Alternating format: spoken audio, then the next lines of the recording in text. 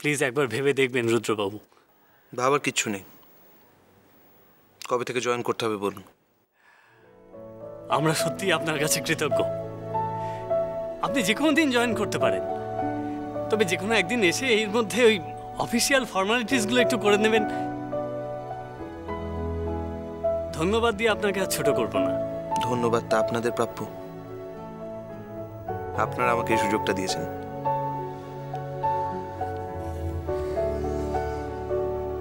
Thanks a লট।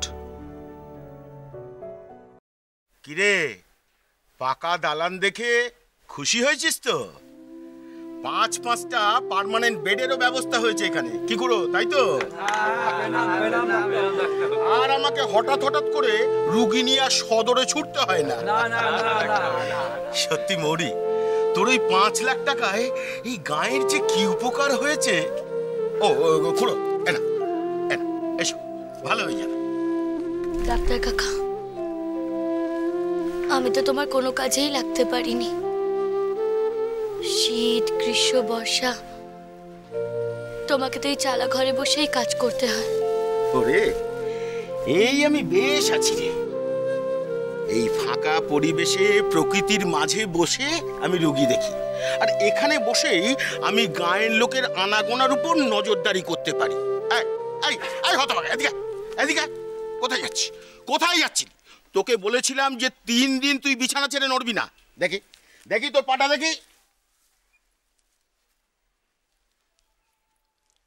হতভাগা, কথার উত্তর দিচ্ছিস না কেন বল? মানে ডাক্তারবাবু, মানে ডাক্তারবাবু, যদি পাটা আবার ইনফেকশন হতো তখন তো ওই পাটা কেটে বাদ দিতে হতো। তখন কি করতিস রে হতভাগা? তোর ঘরে হাঁড়ি চড়তো কি করে? সে তোর নেই। যা যা বাড়ি যা। সত্যি এদের নিয়ে যে আমি কি করি। এবার বুঝতে পারলি তো মৌরি, কেন আমি ওই দালানের কাঁচের ঘরের মধ্যে বসে রুগী দেখি না? এরা আমাকে একটু শান্তিতে থাকতে দেবে না রে। যাকে এবার তোর কথা বল। কি রে বল বল তোর কথা।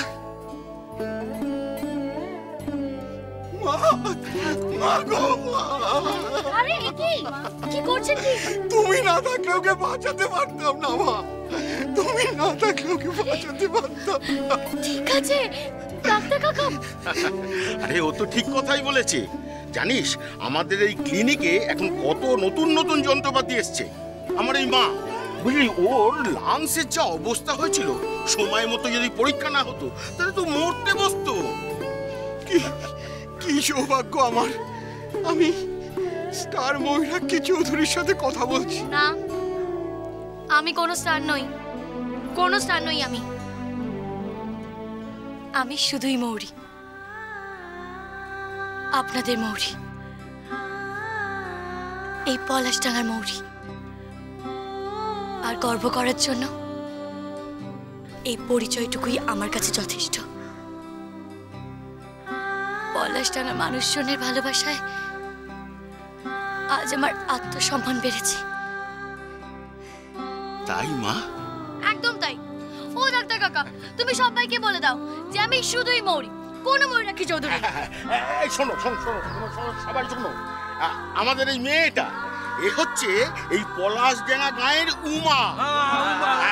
শোনো, ওর ওই নামের ঘাড়ের উপর তোমরা কিন্তু ওই কেউ জবরদল পাথরের মতো ওই মহিষাসুরমর্দিনী চাপা।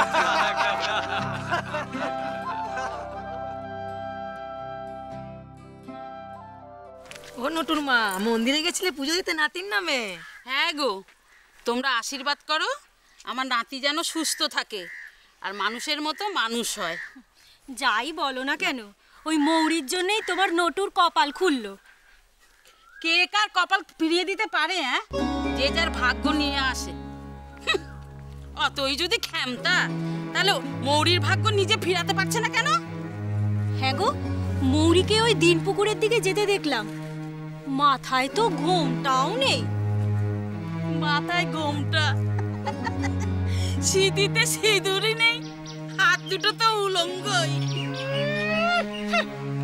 মুখে আগুন শহুরে পানা, বলে স্বামী সোহাগের চিহ্নও থাকে না শরীরে। হ্যাঁ, স্বামী সোহাগের চিহ্ন। আরে ও তো স্বামীর সঙ্গেই থাকে না, ওর বর তো ওকে ছেড়ে দিয়েছে। আমার তো মনে হয় এবার ডিভোর্সটা হলো বলে।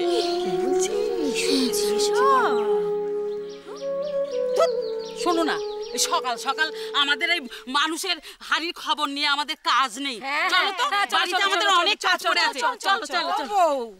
তুই আমায় পিঠে ভাঙাতে চাল দিলি, তা কাল তো করে নিতে এলি নি।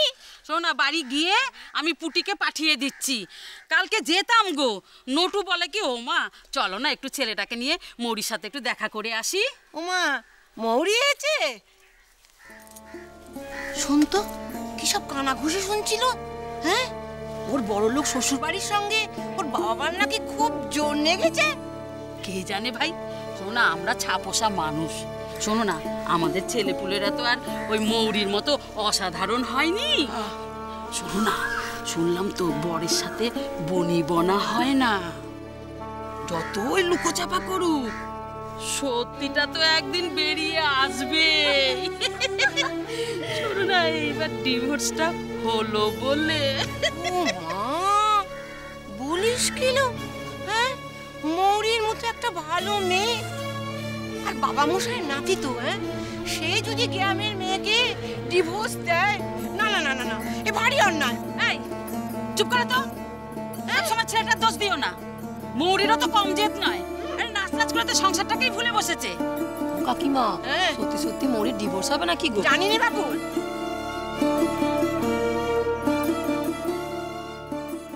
গিরিশ আসলে গিরিশকে বলতে হবে অবশ্যই। এটা দিনের পর দিন এই ধরনের এটা সহ্য করা যাবে না। আরে ওই খুড়ো কি হলো? আরে এসো, কোনো বিপদ আপদ নাকি? আরে এসো গিরিশ ভাইয়া, তোমার কথাই হচ্ছিল।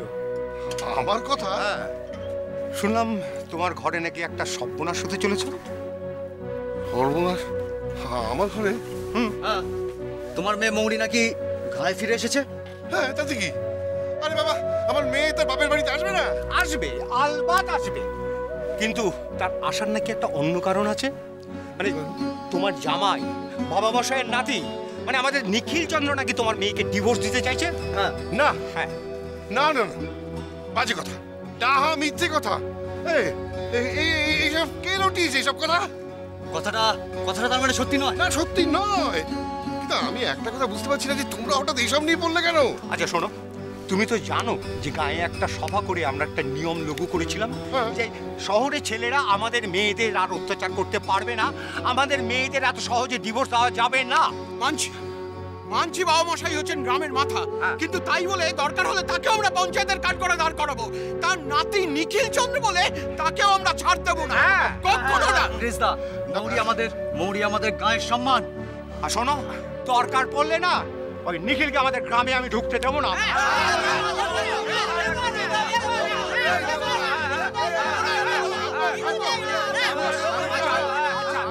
শান্ত হও তোমরা। আচ্ছা, তোমরা থাকতে আমার মৌরির সর্বনাশ হবে কেন? হ্যাঁ, তাহলে তোমরা এইসব বাজে কথা একদম ভেবো না। ঠিক আছে, শোনো খুড়ো, তোমরা সব বাড়ি যাও। হ্যাঁ, এই দেখো,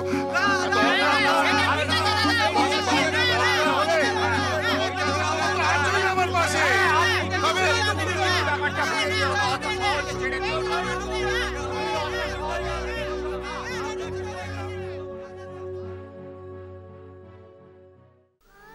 আমাকে নিয়ে তোমার আর বাবার মনে তার কম অশান্তি নয়। আমারও কত স্বপ্ন ছিল, মানুষের মতন মানুষ হয়ে তোমাদের পাশে দাঁড়াবো।